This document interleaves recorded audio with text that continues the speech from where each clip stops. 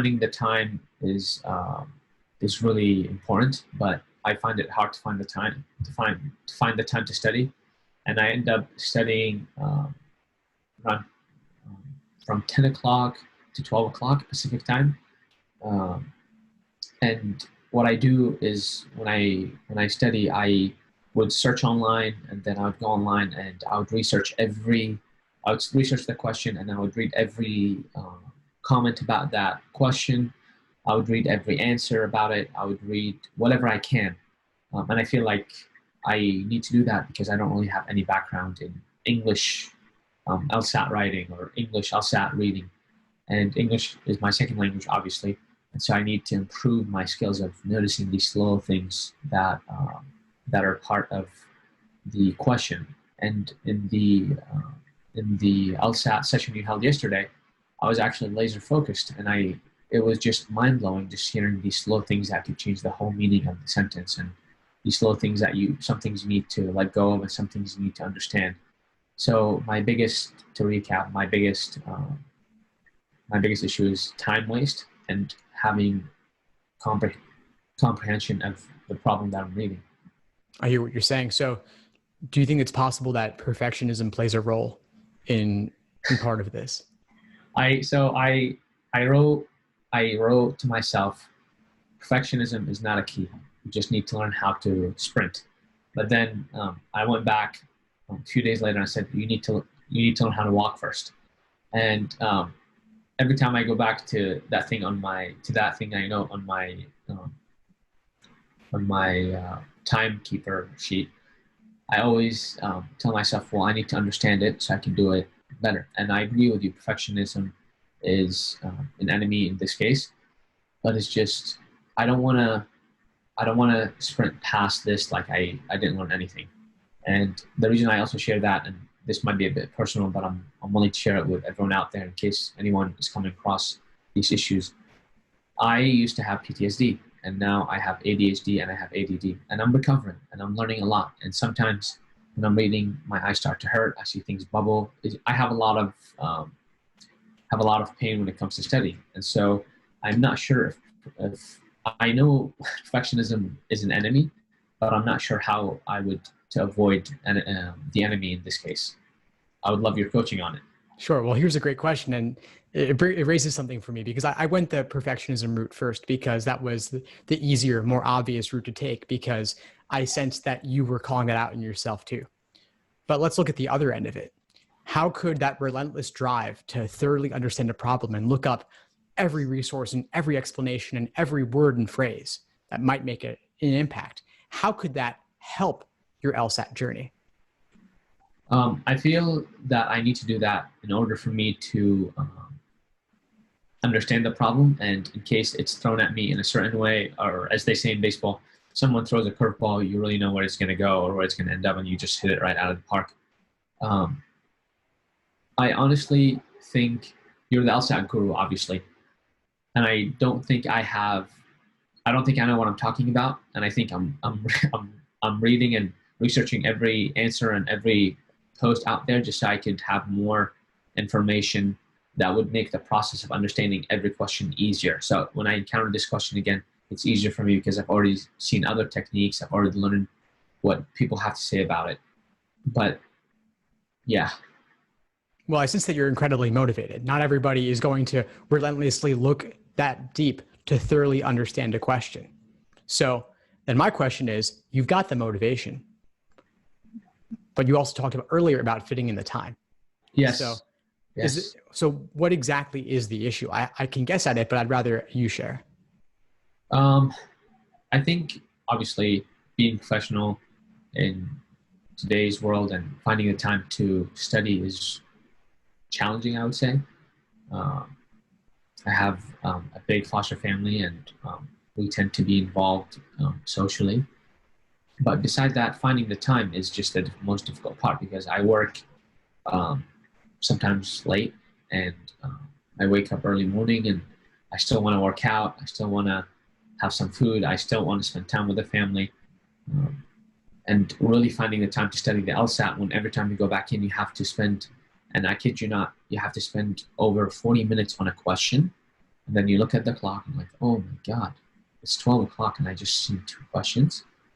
It's disappointing, but for me, what I've been doing is just telling myself you gotta learn how to walk for a sprint. And I don't really look at how many questions I've done. I just look at the research. But obviously you have a better idea. And I did read your post about when you started to study and you studied everything out there and how much of time waste that was. But I never really comprehended what's the better outcome and how I can go about doing the better outcome. Well, thank you for sharing that. So we could talk about scheduling tactics, and I've got plenty on that. As you know, I have study plans and I break it down day by day. I even break down within a day, breakfast, study, lunch, study, socialize. Maybe not socialize in person too much these days, but the idea is that you have some personal time as well to take care of whenever you need. So I've covered all that already. All that's pretty general. And to be frank, it's not that exciting. That could apply to GMAT prep or GRE prep, or really writing a novel if you want. Just breaking it down to manageable chunks. I do it for the LSAT because that's my niche.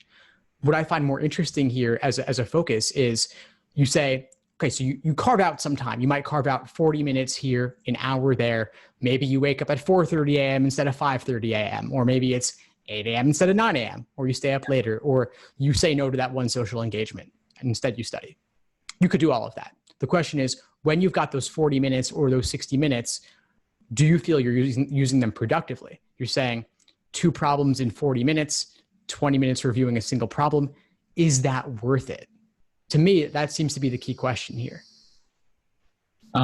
So minor correction, 40 minutes on one problem. Okay, even better, even better. 40 minutes on one problem.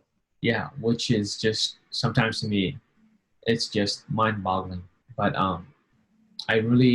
I guess I'm stuck. I don't know what's the better way to study, and saying, is it effective? I read everything. And as I say it, I sigh because it is long. 40 minutes on one problem, it does get overwhelming. I spent 40 minutes on a problem, and when you look at the clock, it is frustrating. Is it productive? I'm not sure. Honestly, I don't know. But I end up basically reading everything, learning about the different things that every tutor has to say, or every person out there has to say about this particular problem. And then when I go back to it, it basically in my head okays the time that I'm spending on it. Now, honestly, I'm not sure if it's okay. I'm not sure if there's a better way. I assume there is a better way. I just don't know how to get there yet. I don't think it's productive, to answer your question, because if I were to continue on that rate, then I'll probably need 3 years to really finish with the LSAT. And that's just not doable. Let me ask for one clarification here. When you say one problem, do you mean a game with maybe 5 or 6 questions, or you mean one specific question out of a set of 25 or so? One specific question out of 25 or so. Okay. So that's deep analysis, and you're getting from multiple sources. Yeah. And some of them will say the same things. Some might say slightly different things, and you could pick up different things from each one and make your own understanding out of that. Yeah. Are you doing this for every problem that you complete, or only the ones that give you trouble, or only the ones that you get wrong? So I first took an LSAT class when I graduated college, but that class was not productive, and I ended up having to go through some issues personally, and I didn't really find that class to be helpful at all. But after finishing that class, now what I start to do is I just do my own research, because I feel like I don't need to do any more oratory or any more presentation. I just need to focus on really spending the time honing my skills. So when I read the question, I would tie down, or I would lock down the 2 possible answers that could be the answer.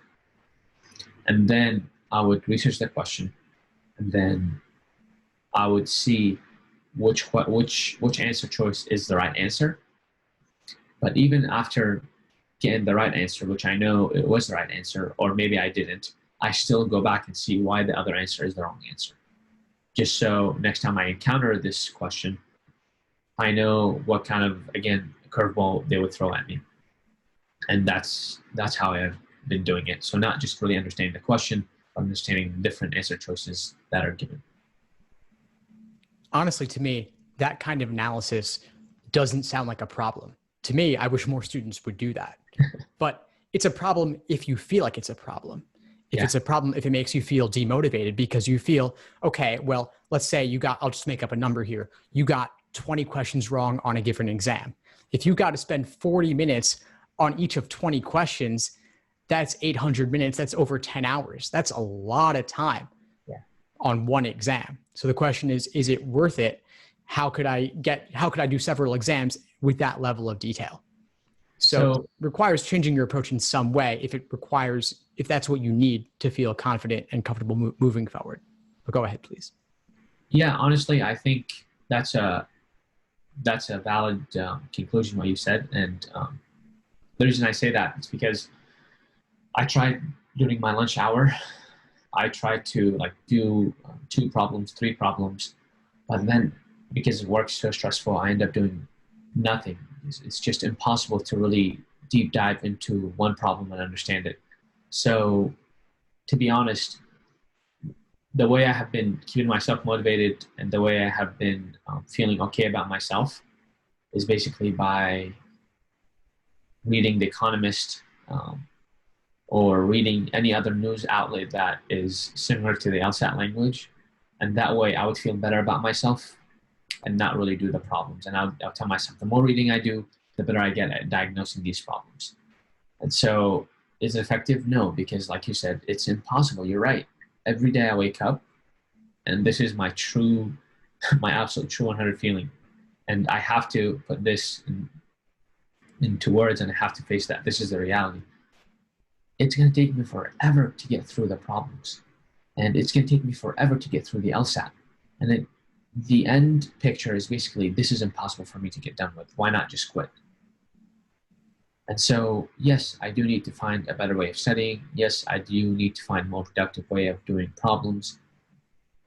But I'm just not sure how to get there because this is just magnificently time suck, if you may. And it's not really realistic to be studying like that for a year or 2. No, it's not. It's too much, especially when you have other obligations. You're reminding me of someone. First of all, you're reminding me of myself, but you're also reminding me of a friend. This friend, he was a person who liked to collect things. And I think many of us have have that impulse to collect things or to be comprehensive in nature regarding our understanding of something. So it's not just that you want to do 1 or you want to do 5. You want all of them. So this friend, he's the kind of person where he looks up the top 100 movies of all time, and then he has to download all of them and watch all of them and properly tag all the file names and everything and look up all the details on the IMDb and those websites and learn everything he can. Like to me, that's collecting. And it could be for something that's totally useless, or it could be for something like the LSAT where there's a theoretical justification for that, where there's 89 numbered exams, there's a handful of unnumbered exams. Let me look up all of them and get all of them and do all of them and understand all of them.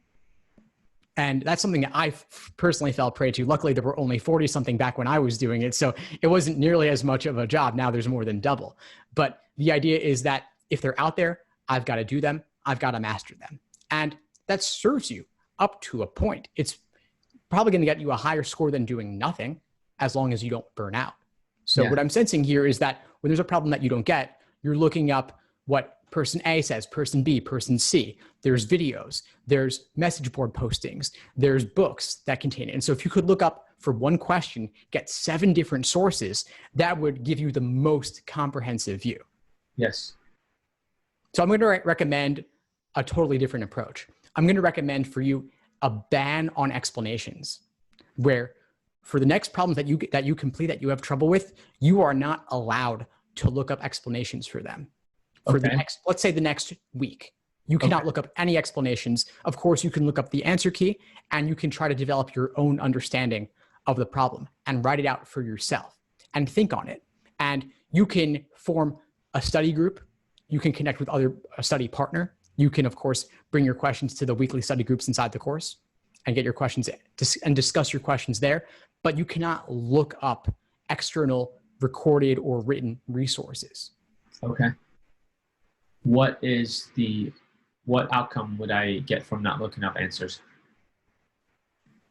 I think you'll get a deeper understanding because you're not using explanations as a crutch. I'm not saying that's necessarily what's happening in your specific case, but I think it's a possibility that many other students do fall into that trap, where it prevents them from actually developing their own explanation, their own understanding. Because of course, on test day, nobody else is going to be there but you. You're going to have to engage with the problem and analyze your mistakes and figure out how to avoid the tempting wrong answer and how to avoid being discouraged by the unappealing wording of the correct answer. I'm not saying that you need to be on this band forever. I'm just saying for the next week to remove that obligation on yourself to look up all of those explanations and see what changes if you only engage in dialogue. Either you're making a voice memo or you're writing it down, or you're coming to class or going to the study group and discussing it there, where you are personally engaged and you are speaking your understanding to better develop it. And then later, after the week is done, maybe you introduce your favorite source of explanations and use only that. Or maybe you use one or two. But after a certain point, it's diminishing marginal returns. That's just my thoughts. I agree. Yeah, that's a great analysis. Absolutely, yeah. And basically, at the end of the week, I would go back to these problems, understanding what was right and what was wrong and why, or I would just, well, what's the end goal? How would you think over time I would develop the skills to basically understand these problems? At the end of the week, reflect on it and see what it's been like to not use these explanations, and instead to discuss them and to create your own review process. I recommend what I call the Socratic review method, where you're actually writing out your own explanations from scratch. So you've got the problem, you've got the answer that you chose, you've got the correct answer, and you've got to think through specifically, let's say logical reasoning, what gave you trouble about the problem? Was it the stimulus? Was it the question stem? Or was it the choices? What about the stimulus made it difficult wording, failing to use conditional indicator words, requiring the contrapositive, using the word unless, a topic that you don't like? It could be any number of things. Or if it's the choices, let's say, what was tempting about the wrong answer that made it seem appealing, and what ultimately makes it wrong? And what specifically was discouraging about the right answer that pushed you away from it, and what ultimately makes it correct? And you want to reflect on all of that. And that takes time. That alone could take 40 minutes, but it's a different 40 minutes in nature because nobody is giving you the answer, not the answer and the answer key, but nobody's giving you the reasons why the wrong answer is wrong and the right answer is right. You're taking the time to develop it yourself. Interesting. So if I encounter a question and I am not familiar with the analogy, my lack of understanding, my lack of not knowing, or my lack of ignorance to better words, basically I would still answer that question to the best of my ability, and then I would later on view the lesson and then learn how these problems are done. You're saying that is more efficient than reviewing every question and then spending so much time, because you're doing 40 minutes on one problem. You can do 40 minutes on one lesson. I'm saying that if you spend 40 minutes looking at explanations, it can feel, for every single problem that you have difficulty with, you can end up burying yourself under a load that is so overwhelming that maybe you'd rather do nothing at all. Or the load becomes bigger and bigger and bigger. For me, I experienced this personally when I record a lot of videos on Mondays, and then I have to edit the start and end times. I have to decide what I'm going to post, what I'm not going to post. And then if Tuesday is busy, then it delays to Wednesday, and then Thursday. And then next Monday, if I haven't done all the ones from the previous week, I've now got last Mondays and this Mondays. Like at the moment, I have videos from 2 weeks ago that I haven't even touched yet. And it's been killing me every day. But there's more pressing things at the moment, so I'll get to them later. But with the LSAT, to bring back to you, if you've got last week's problems and the problems the week before, I could very easily see the same thing occurring. And so I want to remove that obligation on you. And if you are going to spend 40 minutes, let's change the nature of what that 40 minutes looks like and see if that gives you different results. Okay. And how would you overcome the feeling of, oh, I got them all wrong? Well, it's okay to get them wrong. The question is, can you understand why you got them wrong? Okay. And obviously, explanations make it seem super easy, Yeah. but they could prevent you from really developing your own understanding and your own style of approach and your own style way of getting it. And not all explanations are perfect either. And the solution could be, well, let me look at 7 different sources and then figure out what seems best to me. And you could do that sometimes. Maybe you don't need all 7, maybe 2 or 3 sources or even 1 would be enough. Yeah. But my point is that I think you're just putting too large an obligation on yourself. I had a student the other day who said that it was taking her 5 to 6 hours to review a single exam. And she felt like that was too much. And I asked her, well, do you feel like you're getting value out of it? And her answer was yes. And she's using this Socratic review method. And so for her, I said, well, you know what? It's taking a long time. It's preventing you from doing more exams and more timed sections. But if you feel you're getting value out of it, great, keep it up. But even doing, let's say she's reviewing 20 questions, she still wasn't spending 40 minutes each. Maybe some problems, it's taking her 10 minutes to use the Socratic review method. Others might take 15, others might take 20. Maybe a super tough one takes 40 if you're reviewing it on your own with the Socratic review method and you're also using all of these other sources, especially if you're watching videos. That could be time consuming too. Yeah. So just food for thought. Yeah, I usually, whenever I look at a problem, and then I usually try to read, not to really look at videos, but whenever I do videos, they are time consuming. So this isn't advice for everybody else. I just put it at point 2. And then the person giving the presentation seems as if they were drunk and they just babble really, really quick, but you get used to it. Yeah, for sure. No, I definitely, I would do that myself. I'll do 1.5x, I'll do 2x, depending on the situation, even just for other things too. That's a useful tip, definitely. And so that's another way to save a little bit of time. Obviously with written, you can scan very easily, but I'm saying that the explanations might be taking you longer than you need. And it also might not be the right thing for you to be doing to get the level of understanding that you're looking for. Yeah. Thank you for helping me get to this conclusion. Honestly, I think in my head, I'm playing the scenario where tonight I'm going to go and get 40 questions done instead of doing 1 question in 40 minutes. I'm just going to get all 40 questions that I need to get done and just continue sprinting until I have to stop sprinting. Awesome. Fantastic. And just one caveat there. I'm saying to not spend quite so much time reviewing, but also to change the nature of your review. So I'm not saying do 40 problems and just move on to the next ones. I want you to adopt a different review method. And I'll send you a link to a video in the course about how to review problems in this style that I mentioned, the Socratic review method. And so maybe you won't have to spend 40 minutes reviewing 1 problem. Maybe you'll do 4 problems and spend 10 minutes reviewing each of those specifically. Or you may just say, you know what? I don't need to be doing more problems at all. Maybe I need to work on foundational stuff too. Maybe there's theory to be learning as well. There's all different ways you can orient your LSAT prep to get different types of value out of it. Okay. Yeah, that's really interesting. Thank you for sharing that. I'll definitely heed your advice and see how it works. And if it doesn't, then I got your email. I'll immediately email you. Definitely, Nor, of course. Before we sign off, what would you say is the biggest insight you got from our call today? I think it's really important to slow down. And I am not a hoarder. I am not a person that likes to collect things, but I guess it's from my background as well. I've always felt undervalued, or I've always had, forget the name of the bias, but it's where you just feel like you have to understand everything out there to not really be in the back of the class, so you can sit in the front of the class. And just going with you about my study method, yes, you are absolutely right. You helped me basically come to that conclusion where this is the reality. You will not be able to continue to stay motivated and to continue to stay productive if you're spending this much time on these problems.